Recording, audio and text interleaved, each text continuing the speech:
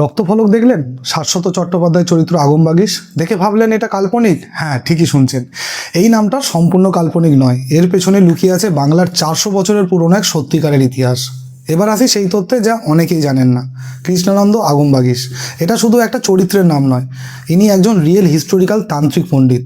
1700 শতাব্দীর এই মানুষটি আধুনিক কালী পূজার রূপটি প্রবর্তন করেছিলেন। অর্থাৎ পরমব্রত চট্টোপাধ্যায় একটা সম্পূর্ণ কাল্পনিক নাম কিন্তু বেছে নেননি।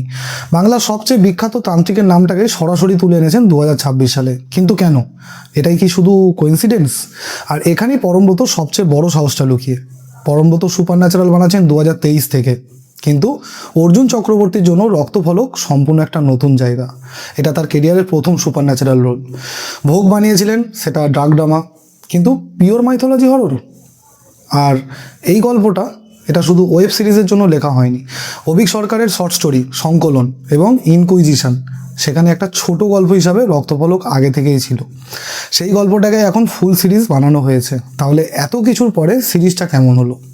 অর্জুন চক্রবর্তী 3টে রূপ, তেনিয়া, বজ্রকেতু আর শ্যাম, এটাই রক্তফলকের সেরা অংশ। একই মানুষ, 3টে জন্ম। এই কনসেপ্টটা জেনুইনলি অস্থির। শাশ্বত, দুর্দান্ত, কিন্তু তাকে দিয়ে যতটা করা যেত পরমব্রত ততটা করার নেই বলে আমার মনে হয়। সমস্যা একটাই, মাইথোলজি বোঝাতে গিয়ে সিরিজটা মাঝে মাঝে লেকচার দিতে শুরু করে। দর্শক ভয় পেতে বসেছেন, পরিচালক তখন ইতিহাস পড়াচ্ছেন।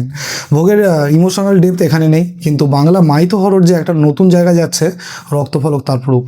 তাহলে একটাই প্রশ্ন, পরমব্রত কি রিয়েল হিস্টোরিক্যাল ফিগারের নাম ব্যবহার করে সচেতনভাবে একটা বড় স্টেটমেন্ট দিতে চাইলেন, নাকি এটা শুধুই একটা ক্রিয়েটিভ চয়েস? আপনার কি মনে হয় কমেন্টে জানান। আর এরকম আরও ভালো ভালো রিভিউ পেতে সাবস্ক্রাইব করতে ভুলবেন না দ্য শান্তনু রিভিউকে। ধন্যবাদ।